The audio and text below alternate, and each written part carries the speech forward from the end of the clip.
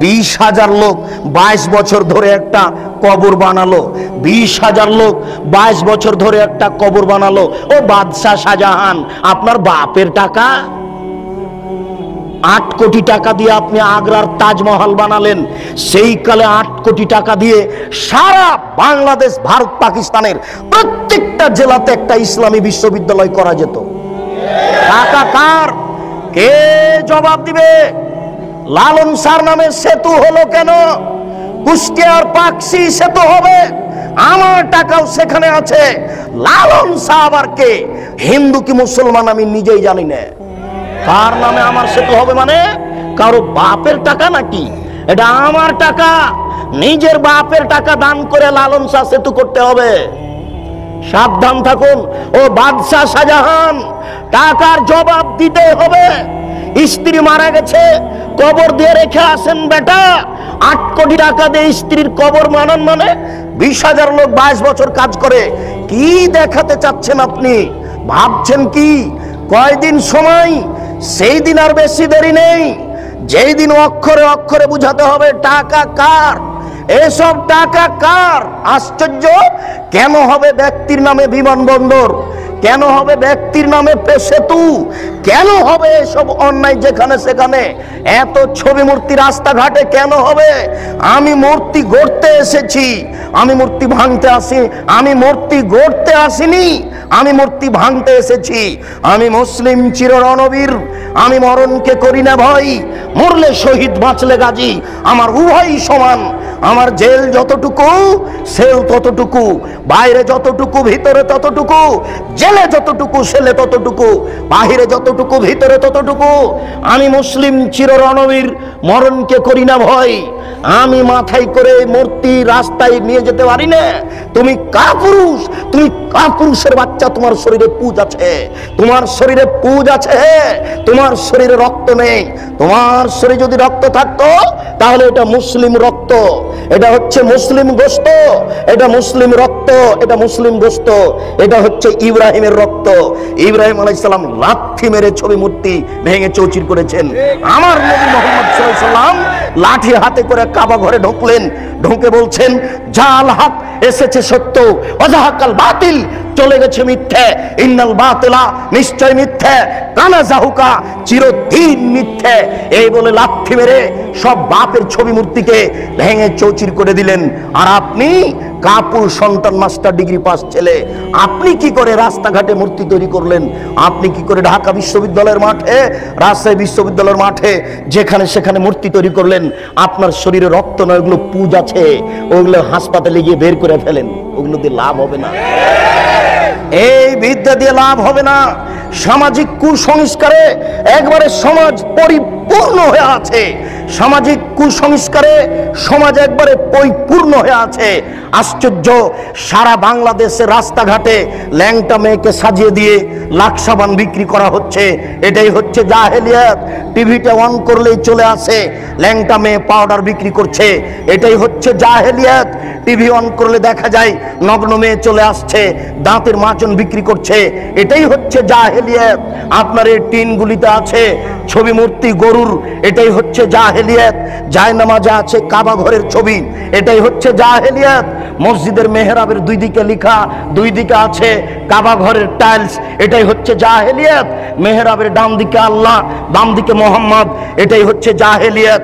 জন্মদিবস পালন করা জাহেলিয়াত, মৃত্যু দিবস পালন করা জাহেলিয়াত, 26 পালন করা জাহেলিয়াত, 21 ফেব্রুয়ারি পালন করা জাহেলিয়াত, 16 ডিসেম্বর পালন করা জাহেলিয়াত, স্মৃতিসৌধ তৈরি করা জাহেলিয়াত, শহীদ মিনার তৈরি করা জাহেলিয়াত, শহীদ মিনারে ফুল চড়ানো জাহেলিয়াত, সংসদ ভবনে নীরবতা পালন করা জাহেলিয়াত, শিখা চিরন্তন শিখা অনির্বাণ একে হিসাব করা জাহেলিয়াত, স্মৃতিসৌধকে মূল্যায়ন করা জাহেলিয়াত। শুনুন, 31st নাইট হচ্ছে জেনার রাইট। ঢাকা শহরে সেদিন জেনা হয়, এই 31st নাইট হচ্ছে জেনার রাইট। চিটাগাংয়ে জেনার রাইট, সারা বিশ্বের বড় বড় শহরে জেনার রাইট। এই জেনার রাইটকে মূল্যায়ন করা হচ্ছে জাহেলিয়াত। পহিলা বৈশাখ আমি কি হিন্দুর বাচ্চা? আমি তোকে কবর দিতে এসেছি, আমি আবার ওই ইলিশ মাছ রান্না করে নিয়ে পান্তা ভাত নিয়ে বট গাছের নিচে খাবো কেন? আমি কি অমুসলিম? আমি কি হিন্দুর ঘরে জন্ম নিয়েছি? একে মূল্যায়ন করা হচ্ছে জাহেলিয়াত। রাস্তাঘাটে ছবি মূর্তি তৈরি করা জাহেলিয়াত, একটা আর একটার নামে চালু করে দেওয়া জাহেলিয়াত। এই সমাজে জাহেলিয়াত পরিপূর্ণ হয়ে আছে। এগুলো হচ্ছে জাহেল নেতাদের কাজ। এবার আসেন একটু হুজুরের অবস্থা। হুজুরের অবস্থা বড় জটিল। সামাজিক জাহেলিয়াতের চেয়ে হুজুরের অবস্থা অনেক অনেক অনেক বেশি কঠিন। বুঝতে পারলাম না। আমার রাজশাহী নওদাপাড়া মাদ্রাসার পাশে লেখা আছে, নওদাপাড়া মাদ্রাসার পাশে দুইটা সাইনবোর্ড দেওয়া আছে যে ওরসে পাক আপনার ওই শাহচন্দ্রপুরী। সারা বাংলাদেশে যে ফেস্টন ব্যানার দেওয়া হয়েছে, এই সারা বাংলাদেশের ব্যানারের পিছনে কয়েক কোটি টাকা খরচ আছে। আপনাকে বুঝে নিতে হবে এটাই ধর্মের নামে জাহেলিয়াত। সারা বাংলাদেশের মাটিতে যেখানে সেখানে লেখা আছে বিশ্ব আশেক রাসূল সম্মেলন। কে করলো? মনে হচ্ছে যে রাতে রাতে হয়ে গেছে। দেওয়াল লিখতে কয়েক কোটি টাকা খরচ আছে। এটাই হচ্ছে জাহেলিয়াত। আশ্চর্য।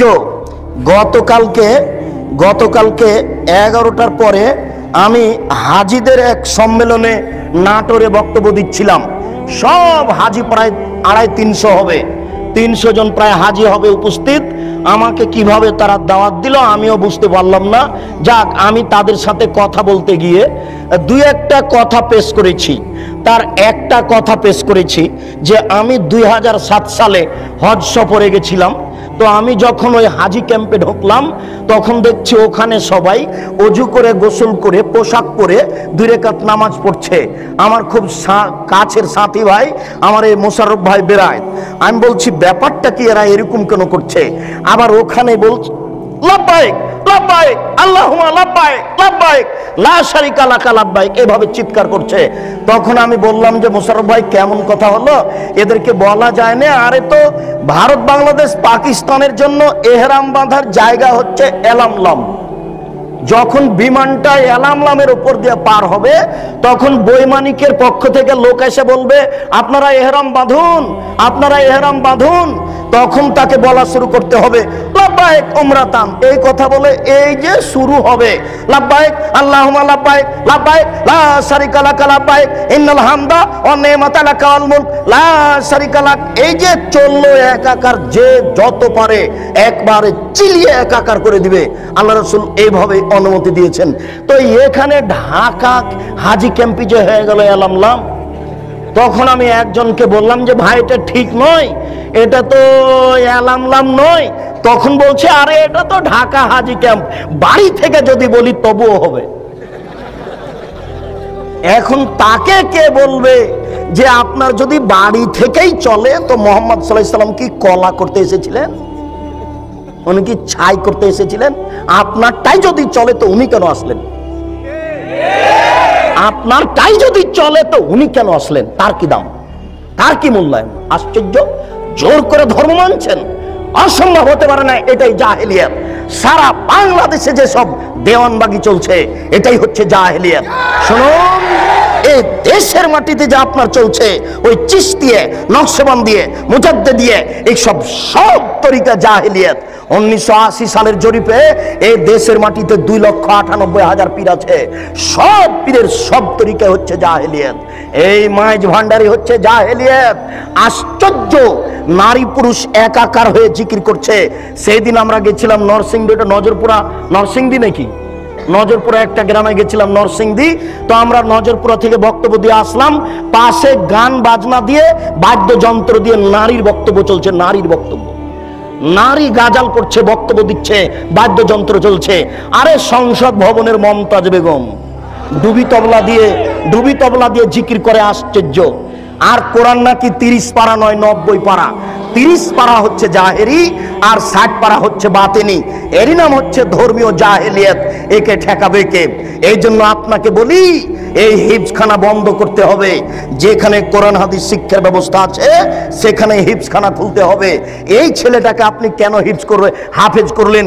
এর বয়স হচ্ছে 16 বছর, মাথায় একটা উঁচু টুপি দিয়েছে, তার উপর একটা রুমাল দিয়ে মানুষের বাড়িতে মিলাদ করে বেড়াচ্ছে, কোরআন মাজিদ পড়ছে আর ভালো কিছু খাবার দিচ্ছে, 200 টাকা পকেটে দিয়েছে, একবারে খুশি হয়ে গেছে, চিৎকার করে আমার বাপের নামে দোয়া করে চলে আসলো। এ জাতির কি করতে পারে? যে চলিসা করে বেড়াই, যে কুলখানি করে বেড়াই, যে মানুষের দোকান করে আপনার উদ্বোধন করে কোরআন মাজিদ পড়ে, যে মানুষের বাড়ি উদ্বোধন করে কোরআন মাজিদ পড়ে, সেই হাফেজ দিয়ে কি হবে? সেই হিফজখানা বন্ধ করতে হবে। এই সামাজিক জাহেলিয়াত, এই ধর্মীয় জাহেলিয়াতের জন্য এই 3 নম্বর শ্রেণীর ছেলে দেওয়া হবে না। একেবারে বলিষ্ঠ কণ্ঠের, একেবারে নির্ভীক সেনা, যার অন্তরে কোনো ভয় ভীতি থাকবে না, যার বিদ্যের সামনে পৃথিবীর কোনো বিদ্যা টিকবে না। জাকির নায়কের মতো পৃথিবীর কোনো বিদ্যা তার সামনে টিকবে না, এবং নির্ভীক সেনা হবে। আমি মুসলিম চির রণবীর, মরণকে করি না ভয়, মরলে শহীদ বাঁচলে গাজী। এই কণ্ঠ নিয়ে যে মাঠে নামবে, সেই জাতির উপকার করতে পারে, সেই এই সামাজিক কুসংস্কার বন্ধ করতে পারে, সেই এই ধর্মীয় কুসংস্কার বন্ধ করতে পারে। তাছাড়া এইসব হাফেজ দিয়ে কাজ হবে না। এ তো মানুষের দোকান উদ্বোধন করে, এ তো মানুষের বাড়ি উদ্বোধন করে, এর দ্বারা শরীয়তের কি আশা করা যেতে পারে? শুনুন, ওই পশ্চিম দিকে গাধাতে ইট বহে, গাধাতে কি বহে? ইট বহে। ভ্যান যেখানে যেতে পারে না, গাধা সেখানে যেতে পারে। অনেকগুলি ইট আপনি গাধার উপরে চাপিয়ে দিয়েছে, এরপরে যেখানে নামাতে হবে সেখানে গাধা চলে গেল। এবার আপনি কি করেছেন? আপনি বইয়ের দোকানদার, অনেকগুলি কোরআন মাজিদ তার উপরে তুলে দিয়েছেন, ও চলে গেল আপনার কোরআনের দোকানে। তো গাধা কি জানতে পারলো যে এখন কোরআন না ইট?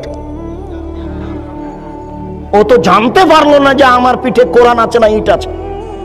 তো যেই ব্যক্তি শুধু কোরআন মুখস্থ করলো, দাওয়াত খেয়ে বেড়ালো, এ তো বুঝতে পারলো না যে কোরআন, এই কোরআনের ভিতরে আছে জাল হক এসেছে সত্য, ওয়াজাহাকাল বাতিল চলে গেছে মিথ্যে, ইন্নাল বাতিলা নিশ্চয় মিথ্যে, কানা জাহুকা। এই দেশের জাহেলিয়াতকে লাথি মেরে ডুবিয়ে দিতে চাই, এই দেশের অন্যায়কে যে কোনো মূল্যে উৎখাত করতে চাই। আল্লাহ, তুমি বড় দয়াবান, তুমি বড় রহমান, তুমি বড় ক্ষমাশীল, তুমি বড় শক্তিশালী। তোমার শক্তির দরবারে আশাধারী হয়ে বলছি, আমি বন্ধা হলে কি হবে? আমার স্ত্রী বন্ধা হলে কি হবে? আমার বয়স 80 হয়েছে, তাতে কি হবে? আমার স্ত্রী বন্ধা হলে কি হবে? এমন একটি ছেলে তুমি দান করো, যেই ছেলে এরকম বিদ্যা অর্জন করবে এবং যে কোনো অন্যায়ের বিরুদ্ধে লড়ে পড়বে, জেল সুলি ফাঁসির 5 পয়সা দাম দিবে না। এরকম ছেলে একটা তোমার দরবারে দাবি রেখে সামনের দিকে আগাচ্ছি। আলেমদের অবস্থা, আনাস রাদিয়াল্লাহু তাআলা আনহু বলেন, রাসূল সাল্লাল্লাহু আলাইহি ওয়াসাল্লাম বললেন, রাআইতু লাইলাতান উসরিয়া বি, আমি এক রাতে একদা আমি নিজেকে দেখলাম জিবরাইল আমাকে উপর দিকে নিয়ে চলে যাচ্ছেন। আমাদের নবী বলছেন, জিবরাইল একদা আমাকে উপর দিকে নিয়ে চলে যাচ্ছেন, যেতে যেতে দেখি অনেক মানুষ, তুকরাজো সাফাহুম বিমাকারিজা মিনান নার, যাদের ঠোঁট এবং জিহ্বাকে আগুনের কেঁচি দিয়ে কেটে দেওয়া হচ্ছে। আমি বললাম, জিবরাইল মান হাউলায়, এরা কারা? হায় হায়, যাদের ঠোঁট এবং জিহ্বাকে আগুনের কেঁচি দিয়ে কেটে দেওয়া হচ্ছে, এরা কারা? তখন জিবরাইল আলাইহিস সালাম বললেন, হাউলায়ে খুতুবাউ মিন উম্মাতিক, এরা হচ্ছে আপনার উম্মতের বক্তা, যারা বক্তৃতা করে বেড়ায়, তাদের ঠোঁট এবং জিহ্বাকে আগুনের কেঁচি দিয়ে কেটে দেওয়া হচ্ছে। বারবার বলছে কোরআন শরীফ, অথচ কোরআন শরীফ হবে না, কি হবে? কোরআন মাজিদ। তাহলে বক্তা দিয়ে কি হতে পারে? কোরআন মাজিদের শেষে যে দোয়া আছে 1 পৃষ্ঠা, সেটাও মানুষ রচিত। তাহলে আলিম দিয়ে কি হতে পারে? কোরআন তেলাওয়াত শেষে সাদাকাল্লাহুল আজিম বললে এই আলেম দিয়ে কি হতে পারে? যে ব্যক্তি মানুষের মতামতকেই বলে চূড়ান্ত, সেই ব্যক্তি দিয়ে কি হতে পারে? আল্লাহ রাসূল বলছেন, আমি দুনিয়া থেকে চলে গেলাম, দুটি জিনিস রেখে গেলাম, কোরআন এবং আমার হাদিস। কি করে ব্যক্তির কথা এখানে আসতে পারে? বড় হুজুরের কথা কি করে আসতে পারে? পীর সাহেবের কথা কি করে আসতে পারে?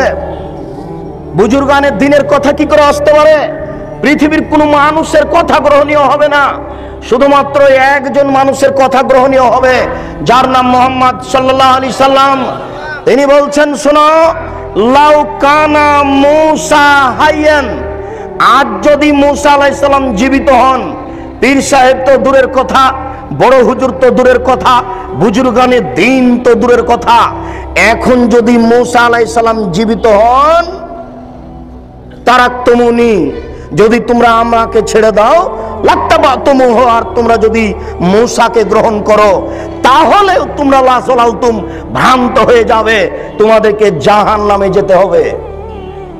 তোমার পীর সাহেব তো দূরের কথা, বুজুর্গানে দিন তো দূরের কথা, এখন যদি মূসা আলাইহিস সালাম জীবিত হন, মূসা, আর তোমরা যদি আমাকে ছেড়ে দিয়ে মূসাকে মানো, তাহলে তোমাদের সবাইকে জাহান্নামে যেতে হবে, কেউ টিকতে পারবে না।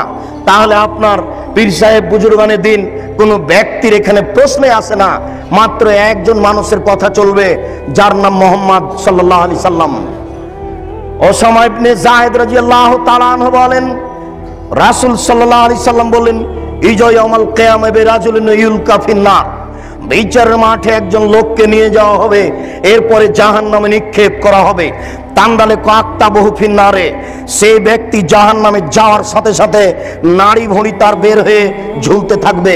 ওয়াথানু ফিহা কাতাহানিল হিমারে বেরাহাহু, ও তার নাড়ি ভুঁড়ির চতুর্দিকে ঘুরতে থাকবে জাহান্নামে, যেইভাবে গাধা তার রাহাটের চতুর্দিকে ঘুরতে থাকে। এই কথা আপনি ভালোভাবে বুঝতে পারবেন না। গরুর পায়ে ধান মারা দেখেছেন কি?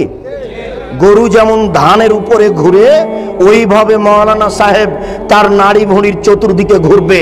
ফায়াজতামু আলাইহি আহলুন নার, জাহান্নামীরা সেখানে জমা হয়ে বলবে, মালাক, হুজুর কি খবর? হুজুর আপনার অবস্থা কেন এইরূপ? তা'মুরুনা বিল মারুফ ওয়া তানহাউনা আনিল মুনকার, আপনি তো আমাদেরকে ভালো কাজের আদেশ করছিলেন, মন্দ কাজের নিষেধ করছিলেন, তা আপনি কেন জাহান্নামে? আপনার অবস্থা কেন এইরূপ?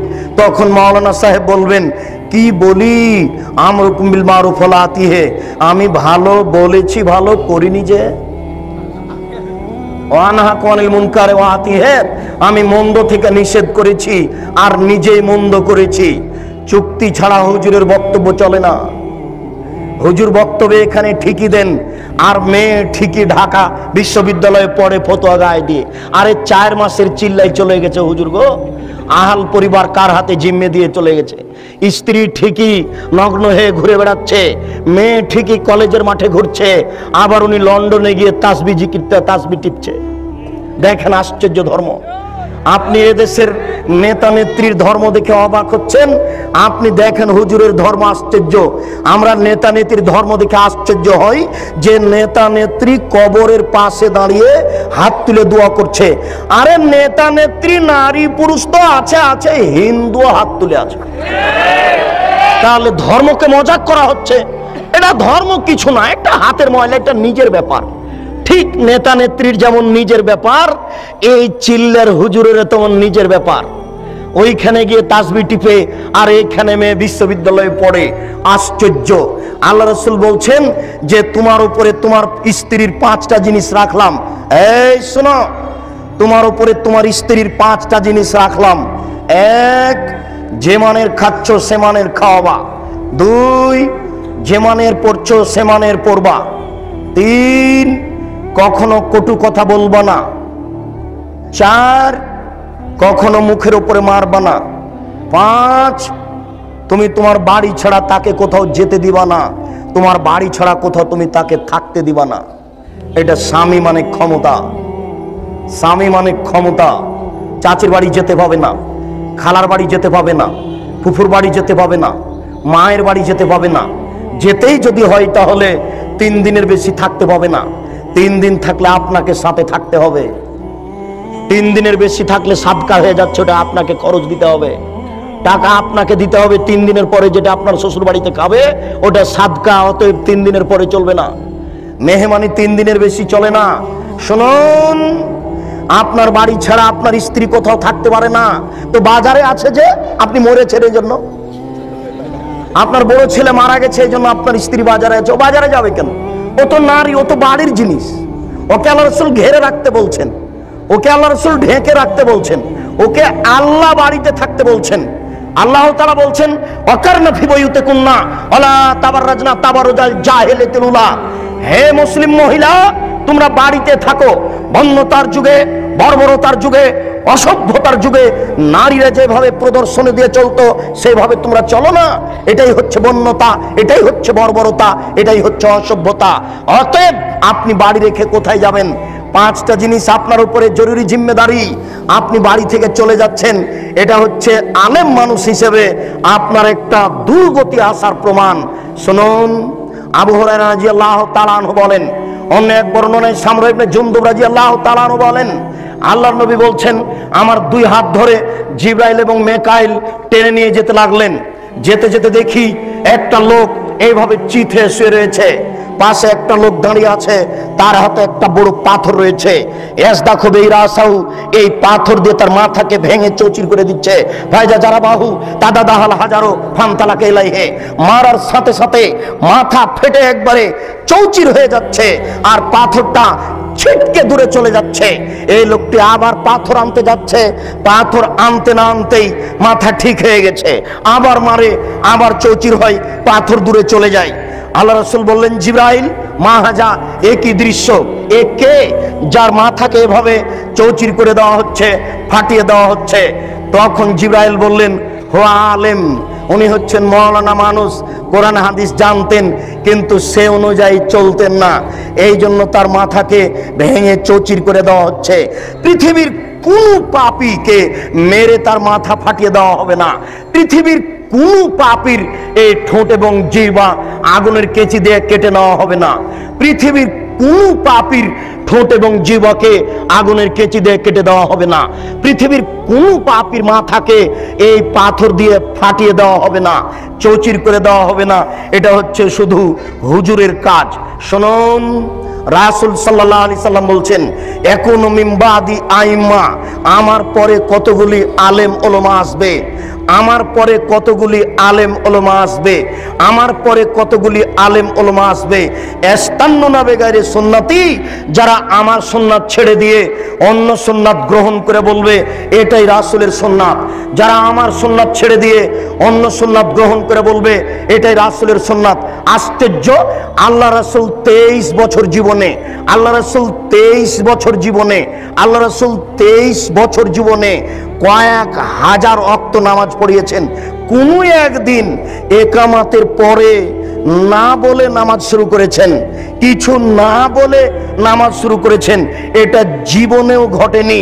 তিনি আগে বলেছেন, সাউসুফুফাকুম, কাতার সোজা করুন, অতারাসু, প্রাচীরের মতো হয়ে দাঁড়ান, শুদ্ধু খেলালাকুম, তোমাদের আপনাদের ফাঁকা বন্ধ করুন। ওই যে আমি দেখতে পাচ্ছি, ওই যে 2 জনের ফাঁকা দিয়ে শয়তান ছাগলের বাচ্চার মতো প্রবেশ করছে, ওই যে আমি দেখতে পাচ্ছি 2 জনের ফাঁকা দিয়ে শয়তান ছাগলের বাচ্চার মতো প্রবেশ করছে। আপনারা 2 জনের ফাঁকা বন্ধ করুন, প্রাচীরের মতো হয়ে দাঁড়ান, কাতার সোজা করুন।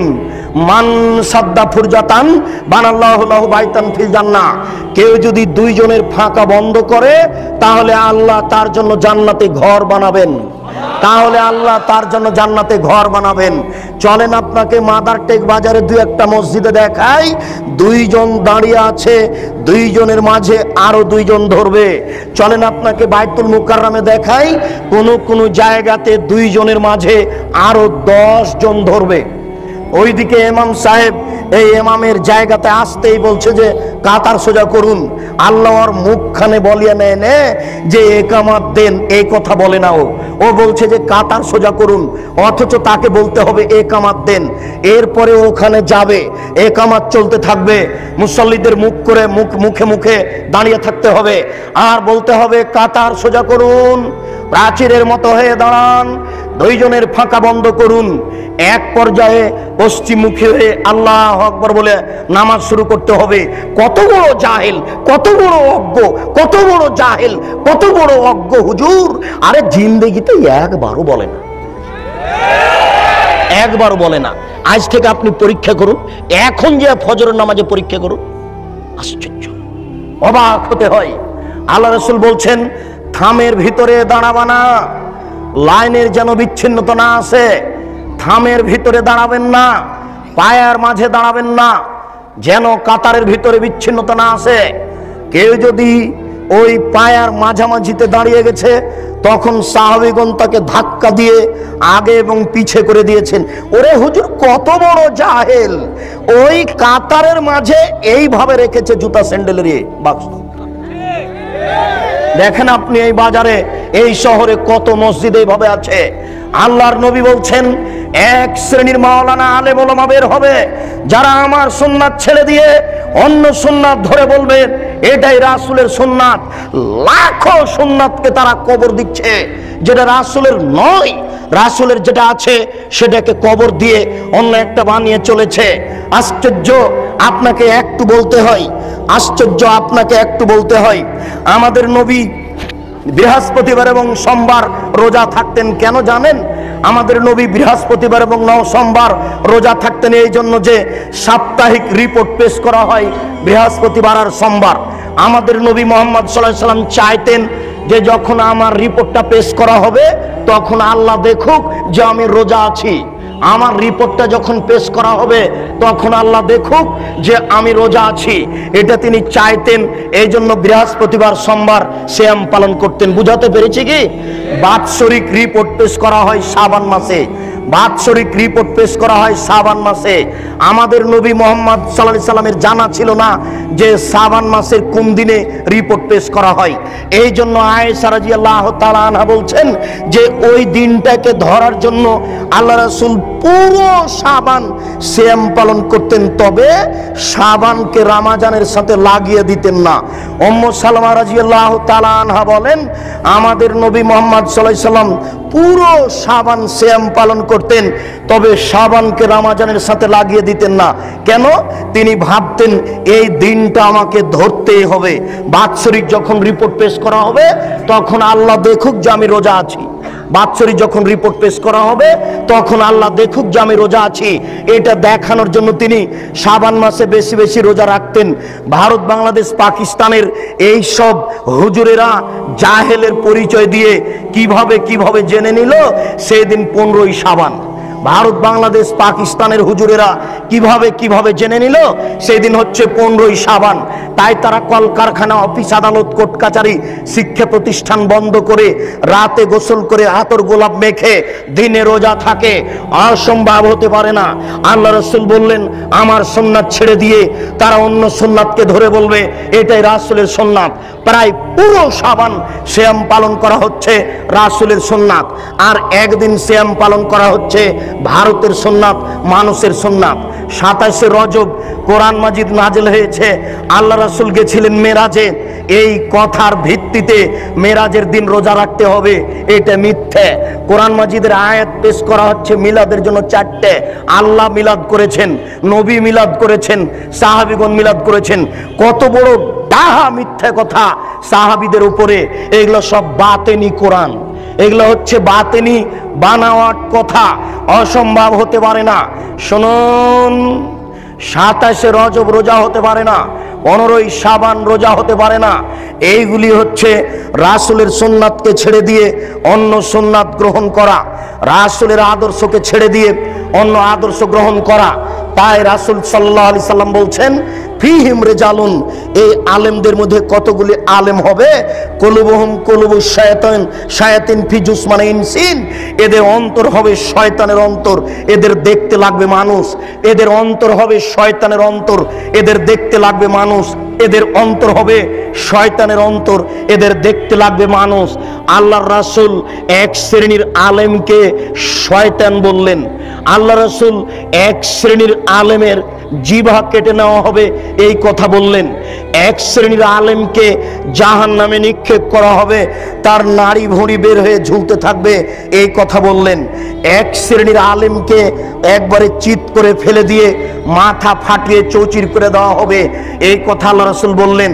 প্রায় হাদিসগুলি বুখারী মুসলিমের। আপনাকে আমি এই অংশে দেখালাম সামাজিক জাহেলিয়াত আর আলেমদের জাহেলিয়াত।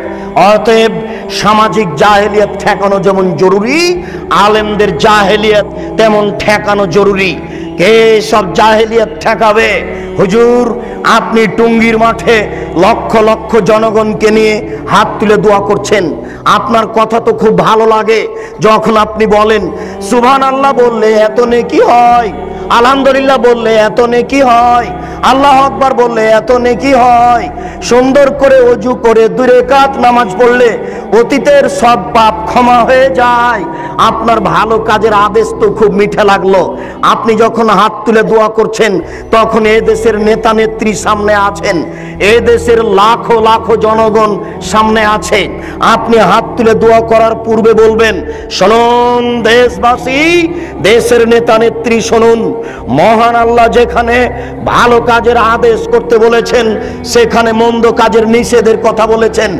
অতএব আমি টুঙ্গির মাঠে মন্দ কাজের নিষেধ করতে বলতে চাচ্ছি। আলী রাদিয়াল্লাহু তাআলা আনহু বলেন, রাসূল সাল্লাল্লাহু আলাইহি সাল্লাম বলেন, আলী লা তাদুতিম সালান ইল্লা তামাস্তাহু, আলী তুমি ছাড়বে না কোন ছবি মূর্তি, সবকে ভেঙে খান খান করে দাও। ওলা কাবরান মুশরিফান ইলা সাইতাহু, ছাড়বে না তুমি উঁচু কবর, সবকে ভেঙে সমান করে দাও। অতএব আমি হাত তুলে দোয়া করার পূর্বে মন্দ কাজের নিষেধ করতে বলতে চাচ্ছি। 24 ঘন্টার মধ্যে বাংলাদেশে যত উঁচু কবর রয়েছে, শাহজালাল সিলেটি, শাহপরান, গোলাপ শাহের মাজার, আর আপনার শাহ নিয়ামতুল্লাহর কবর, আর যত উঁচু কবর আছে সবকে ভেঙে দিতে হবে। এই দেশে যত ছবি মূর্তি আছে 24 ঘন্টার মধ্যে সবকে ভেঙে দিতে হবে। মন্দ কাজের নিষেধ। শুনুন দেশবাসী, দেশের নেতা নেত্রী, আমি হাত তুলে দোয়া করার পূর্বে মন্দ কাজের নিষেধ করতে বলতে চাই। টাঙ্গাইলের পতিতালয় বন্ধ করতে হবে, ফরিদপুরের পতিতালয় বন্ধ করতে হবে। বাংলাদেশের মাটিতে 24 ঘন্টার মধ্যে যত পতিতালয় রয়েছে সব বন্ধ করতে হবে। আমি মন্দ কাজের নিষেধ করতে বলতে চাচ্ছি। বাংলাদেশে যত ব্যাংকিং ব্যবস্থা রয়েছে 24 ঘন্টার মধ্যেই সুদী ব্যাংকিং ব্যবস্থা বন্ধ করতে হবে।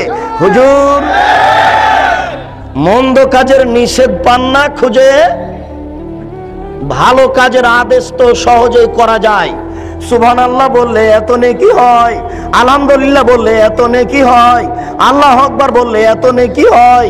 সুন্দর করে ওযু করে 2 রাকাত নামাজ পড়লে অতীতের পাপ ক্ষমা হয়ে যায়। ভালো কাজের আদেশ করা সহজ, মন্দ কাজের আদেশ করা সহজ নয়, মন্দ কাজের নিষেধ করা সহজ নয়।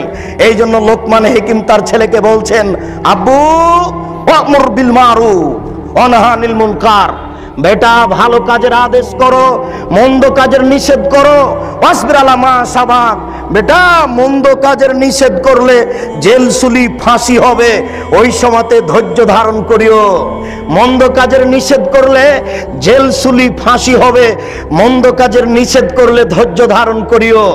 ইমাম আবু হানিফার ইতিহাস পড়ে শেষ করলেন, ইমাম আহমদ ইবনে হাম্বলের রাহিমাহুল্লাহর ইতিহাস পড়ে শেষ করলেন, কিন্তু তার চরিত্র, তার দাম্ভিকতা, সাহসতা নিজের ভিতরে নিয়ে আসার চেষ্টা করবেন না।